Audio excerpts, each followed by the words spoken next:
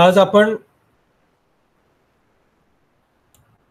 पथनाट्य याचा लोकनाट्य आणि तमाशाशी असलेला सहसंबंध पाहणार आहोत.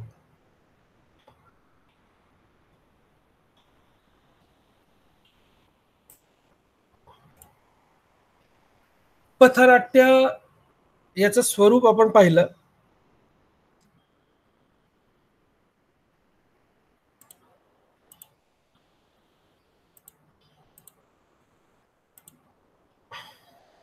पथनाट्य हे लहान ठसकेबाज त्यात टोकदार वाक्याचा उच्चार आणि त्याचे पुन्हा पुन्हा आवर्तन अशा पद्धतीनं सादर होत असतं. रस्त्यावर सादर होणारा हा लोकप्रकार आहे.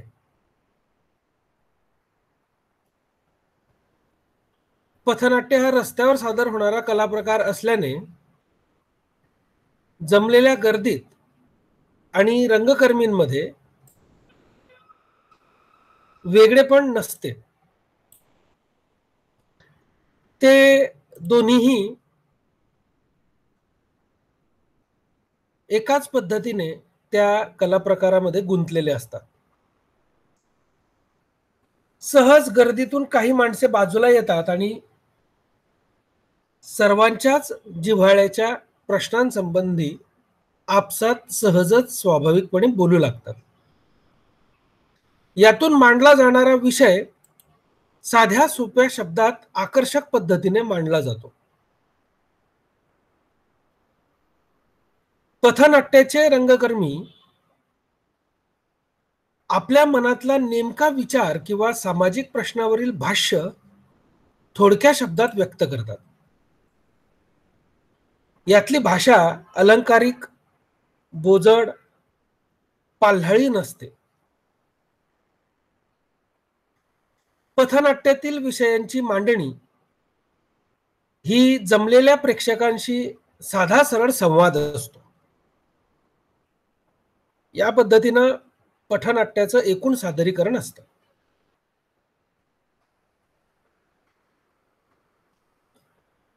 जर या सादरीकरणाकडे आपण काळजीपूर्वक पाहिलं तर पथनाट्याची बीजे ज्या लोककला प्रकारामध्ये दिसून येतात ते म्हणजे लोकनाट्य. या लोकनाट्याचा आणि पथनाट्याचा सहसंबंध आपण आज पाहणार आहोत.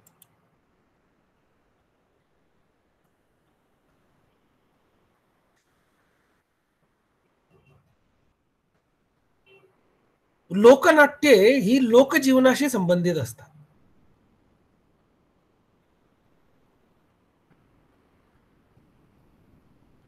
डॉक्टर प्रभाकर मांडे म्हणतात की लोकजीवनात परंपरेनं यातुक्रियात्मक, भक्तिरसात्मक, विधी स्वरूपी आणि रंजन प्रधान असे नाट्याविष्कार प्रचलित आहेत. हे सगळे आविष्कार पारंपरिक लोकजीवनाच्या आविष्कारांचे केवळ माध्यम नाहीत तर जीवनाचे अंग आहेत. किंबहुना ते त्यांचे जीवनच आहे. परंपरेनं चालत आलेल्या नाट्यात्मक भक्तीच्या आविष्कारांना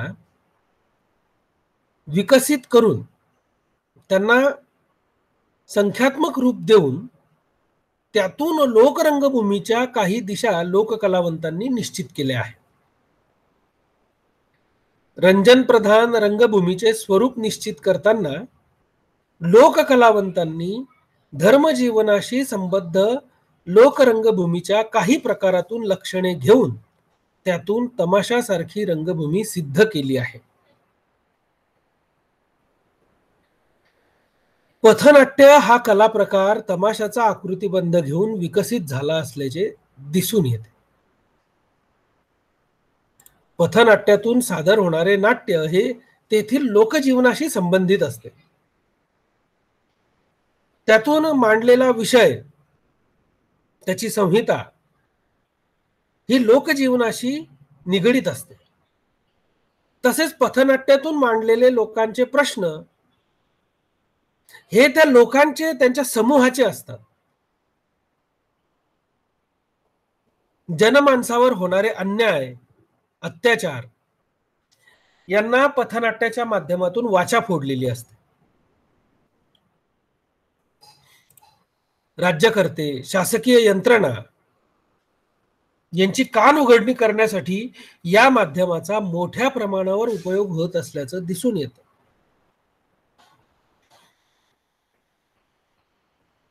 लोकांमध्ये असलेल्या पारंपरिक अनिष्ट रूढींना आळा घालण्यासाठी, अनिष्ट रूढी परंपरेच्या जोखडातून जनमानसाला बाहेर काढण्यासाठी, त्याच्यातून होणाऱ्या दुष्परिणामांची जाण निर्माण करण्यासाठी लोकनाट्याप्रमाणेच पथनाट्याचा उपयोग होताना दिसतो. त्यातून मांडले जाणारे विषय हुंडा, व्यसनग्रस्तता, नरबळी किंवा पशुबळी इत्यादी बाबतची अंधश्रद्धा नष्ट करण्यासाठी मांडलेले असतात.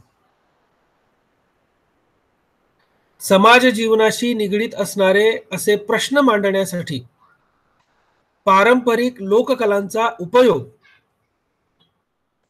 माध्यम म्हणून झाला असल्याचे दिसून येते. डॉक्टर विश्वनाथ शिंदे यांनी असं म्हटलंय की महाराष्ट्रात पूर्वापार रूढ असणाऱ्या विधी नाट्यामध्ये, लोककला प्रकारामध्ये आणि तमाशामध्ये दिसणाऱ्या तत्वांमध्ये साम्य आहे. गोंधळ, वाघ्या मुरळीचा, जागरणाचा खेळ, वासुदेव, बहुरूपी इत्यादी विविध कला प्रकारांकडून काही गोष्टी घेऊन, काही स्वतंत्र तत्वांची त्यात भर घालून, दुसऱ्या कला प्रकारांकडून स्वीकारलेल्या घटकावर स्वतःचा ठसा उमटवून तमाशाने आपले रूप सिद्ध केलेले असावे.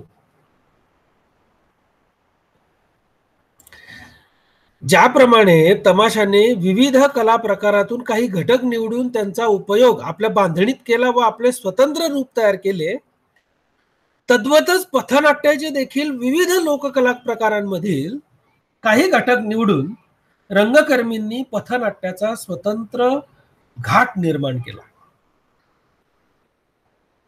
त्यात तमाशा या लोककला प्रकाराचे रूप बदलून लोकनाट्य असे झाले आहे. त्याचा प्रभाव अधिक जाणवतो. लोकनाट्यातून ज्याप्रमाणे लोकरंजनाबरोबर लोकजागृती करण्याचे प्रयत्न असतात, त्याचप्रमाणे पथनाट्यातून देखील लोकरंजनातून लोकजागृती, लोकशिक्षण देण्याचा प्रयत्न असतो.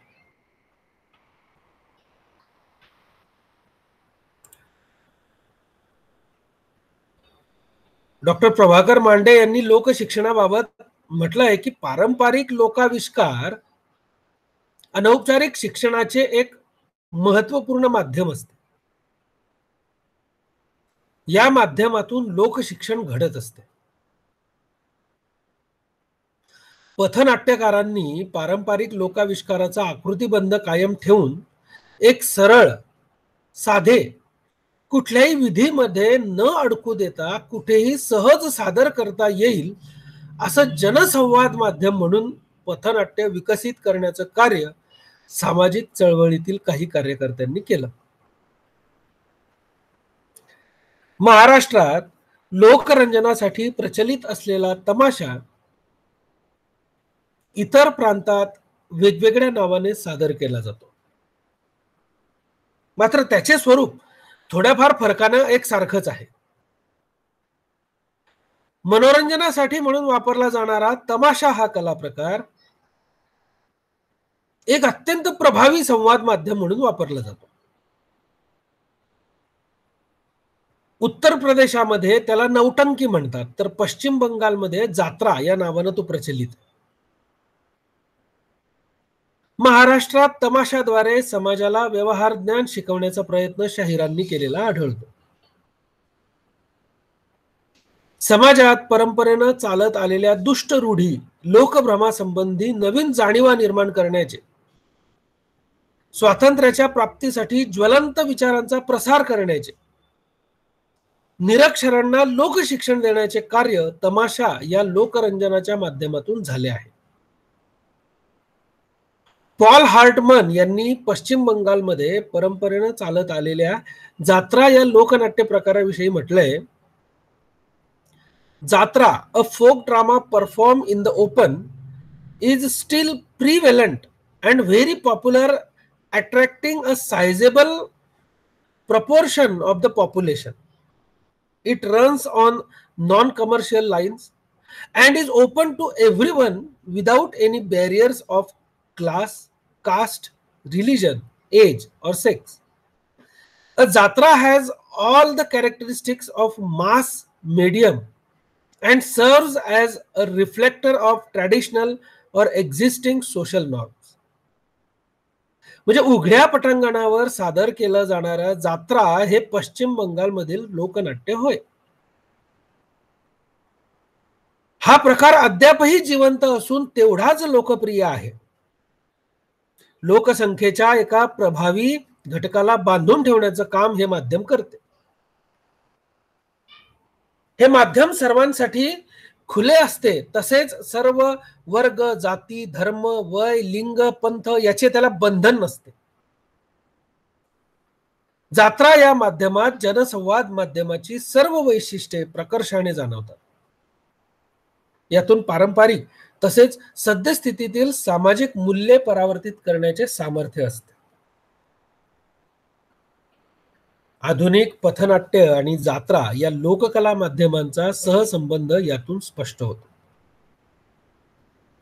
पॉल हर्टमन जात्रा या लोकनाट्याविषयी पुढे म्हणतात, folk art like jatra and folk songs reflect the villagers' spirit, emotions, culture and traditions, and are popular because they are composed in dialects and tunes that are familiar to the villagers.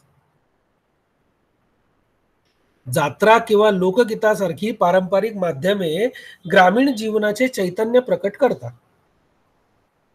लोकभावना, संस्कृती व परंपरा यांचेही त्यातून दर्शन घडते. त्याचे कारण असे की ही माध्यमे लोकभाषेत रचलेले असल्याने यातील ताल व सूर लोकांना परिचित असल्यामुळे ते त्यांना आपलेसे वाटतात. पथनाट्याची भाषा देखील लोकभाषा असते. पथनाट्यातून मांडलेला विषय व त्याचा आशय लोकांशी निगडीत असतो. त्यामुळे पथनाट्यातून दिलेला संदेश लोकांच्या मनावर चटकन परिणाम घडवतो.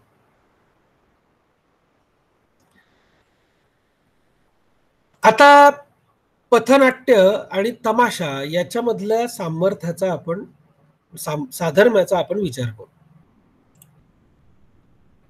लोकनाट्याचा पूर्वेतिहास पाहिला तर असं दिसून येतं की आजचं आधुनिक पथनाट्य आणि पूर्वीचं लोकनाट्य यात बऱ्याच अंशी साधर्म्य आहे.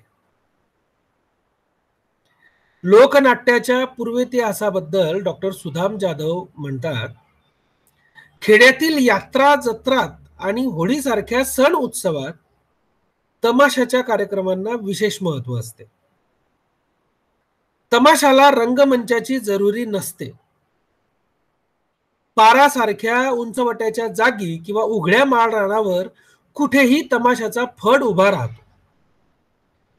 नेपथ्याच्या केवळ शाब्दिक सूचना वापरून तमाशात प्रेक्षकाची कल्पनाशक्ती जागृत केली जाते. पूर्वीचे तमाशे रस्त्यावरही होत असत किंवा एखाद्या पिंपळाच्या पारावर किंवा प्रेक्षकांचा गराडा पडला की तमाशा सुरू होत असे. तमाशाला पडद्याची, सिनरीची किंवा मेकअपची जरुरी भासत नसे.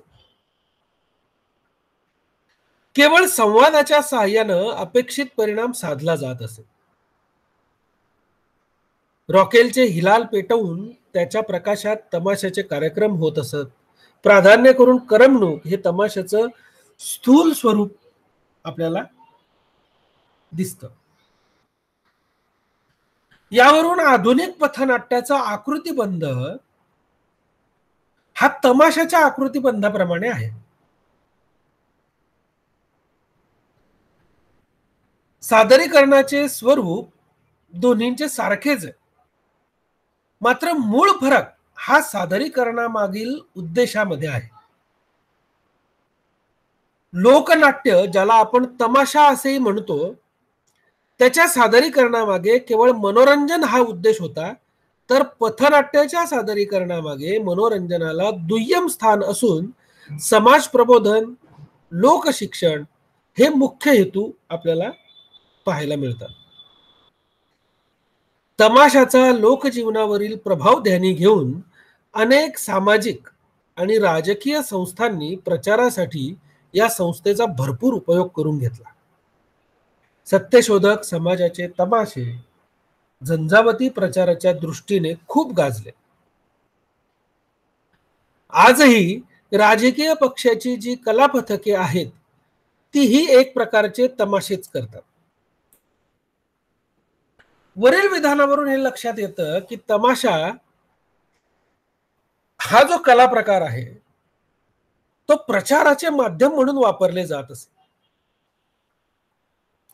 पथनाट्यकारांनी हेच सूत्र कायम ठेवून पथनाट्याचा उपयोग प्रचार प्रसारासाठी होऊ शकतो हे जाणले व या माध्यमाद्वारे लोकशिक्षण देता येऊ शकते हे ओळखून सामाजिक परिवर्तनाचे एक प्रभावी माध्यम म्हणून पथनाट्य आकाराला आले. तमाशा या कला प्रकाराचे स्वरूप हळूहळू बदलत गेले. वग या प्रकारात त्याचे रूपांतर झाले. पुढे त्याचेच वगनाट्य झाले.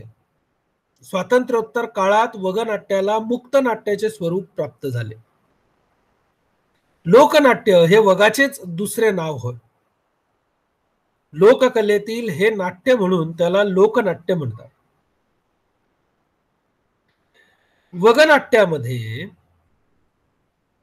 नाटकासारखेच संवाद असतात, परंतु हे संवाद पाठ केलेले व ठरलेले नसतात, फक्त कथानक ठरलेलं असतं. भाषणाची शब्द योजना पात्राने स्वयंस्फूर्तीने व प्रसंगानुरूप करायचे असते. लोकनाट्याचे हे स्वरूप प्रसंगानुरूप पथनाट्याचे कथानक पुढे पुढे नेतात. वगनाट्याचा जनमानसावरील प्रभाव पाहून ख्यातनाम लेखक पु ल देशपांडे, ग दी माडगुळकर, शंकर पाटील, वसंत बापट, वसंत सबनीस, रा रं बोराडे इत्यादी साहित्यिकांनी मुक्त नाट्ये तसेच वगनाट्ये लिहिलेली आहे. लोकनाट्याच्या अभिनय शैलीबाबत नामदेव वटकर म्हणतात, तमाशातील सोंगाड्या हे पात्र खऱ्या अर्थाने मुक्त अभिनय करते. सोंगाड्याचा विचार करता या पात्राचे मूळ खेड्यापाड्यात फिरणाऱ्या रायरन, वासुदेव आणि फिरत्या कलावंतांपर्यंत जाऊन पोहोचते. तमाशा हा कला प्रकार खेड्यापाड्यातील निरनिराळ्या लोककलांमधून जन्मलेला आहे. पथनाट्याचे मूळ पारंपरिक लोककलांमध्ये दिसून येते व त्यातील अभिनय शैली सुद्धा मुक्त असते. तमाशा या कला प्रकाराचा प्रभाव पथनाट्यात प्रामुख्याने दिसून येतो, कारण पथनाट्ये ही परंपरेशी निगडीत आहेत. तमाशा या लोककलेसंबंधी डॉक्टर प्रभाकर मांडे म्हणतात, तमाशातून अप्रत्यक्षपणे विचारदर्शन तर होतेच, पण प्रत्यक्ष प्रचारासाठी देखील त्याचा वापर होतो. लोकसंवाद माध्यम या दृष्टीने तमाशाचं सामर्थ्य लक्षात घेऊन सत्यशोधकी जलसे आणि आंबेडकरी जलसे निर्माण झाले. त्याद्वारे समाज जागरणाचे महत्वाचे कार्य करण्याचा प्रयत्न झाला. अत्यंत प्रभावी संवाद माध्यम म्हणून लोकरंगभूमीचा वापर इंडियन पीपल्स थिएटर असोसिएशन या संस्थेच्या लोकांनी केला. बंगाल, ओरिसा या प्रांतात जमीनदारांचा जुलूम लोकांसमोर ठेवून त्याविरुद्ध आवाज उठवण्याचं सामर्थ्य सामान्य जनतेत निर्माण करण्याचं महत्वाचं कार्य या माध्यमातून साधलं गेलं. अलीकडची पथनाट्ये लोकरंगभूमीच्या वापराचे उत्तम उदाहरण आहे. महाराष्ट्रात आजवर झालेल्या सामाजिक कार्यकर्त्यांनी चळवळींना गती देण्यासाठी जलशांच्या आकृतिबंधाप्रमाणेच पथनाट्याचा आकृतिबंध तयार केला. सामाजिक परिवर्तनाचे साधन म्हणून पथनाट्याचा उपयोग करण्याची संकल्पना तमाशामधूनच पुढे आली.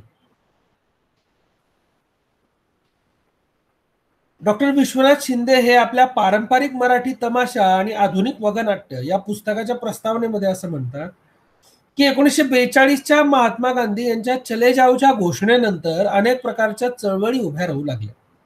स्वातंत्र्याची भावना जोर धरू लागली. लोकजागृतीची गरज भासू लागली. लोकांपर्यंत विचार पोहोचवण्याचं प्रभावी माध्यम या दृष्टीने तमाशा या कला प्रकाराच्या वैशिष्ट्यांचा उपयोग करून घ्यावा असे सामाजिक परिवर्तन व राजकीय जागृती करू इच्छिणाऱ्या कार्यकर्त्यांना स्वाभाविकपणे वाटले. सत्यशोधकी तमाशा निर्माण केला व त्याद्वारे समाज प्रबोधनाचे लोकजागृतीचे कार्य मोठ्या प्रमाणात झाले. सत्यशोधकी जलशांच्या धर्तीवरच डॉक्टर बाबासाहेब आंबेडकरांच्या अनुयायांनी आंबेडकरी जलसे सुरू केले. दलितांवर होणारे अन्याय, अत्याचार,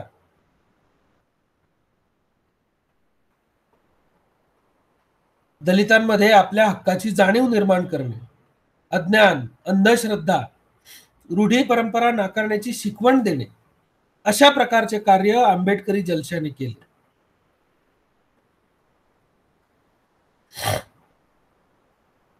जलसा हा कला प्रकार तमाशातून आलेला आहे असे त्याच्या आकृतिबंधावरून दिसून येते.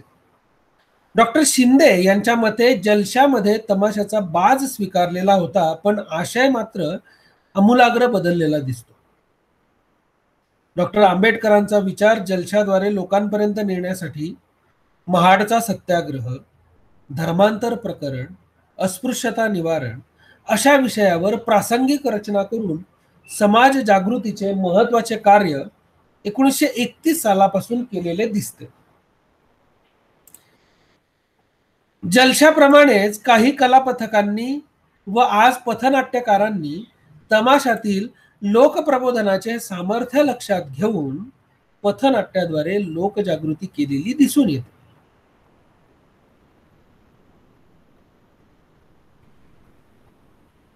तमाशातील रंजनाचे आणि प्रबोधनाचे सामर्थ्य ध्यानात आल्याने पथनाट्यासाठी त्या आकृतिबंधाचा वापर करून समाज परिवर्तनाचे कार्य करण्याचा प्रयत्न पथनाट्यकारांनी केला. आधुनिक पथनाट्ये ही पारंपरिक लोकरंगभूमीचाच एक भाग असून पारंपरिक लोकाविष्कार हे रूढी परंपरा यांचे एका पिढीपासून दुसऱ्या पिढीपर्यंत संक्रमण करण्यासाठी वापरले जातात. मात्र आधुनिक पथनाट्याचा आकृतिबंध समाज जागृतीसाठी जाणीवपूर्वक वापरला जातो. हा पारंपरिक लोकरंगभूमीतील आणि आधुनिक पथनाट्यातील फरक आपल्याला सांगता येईल.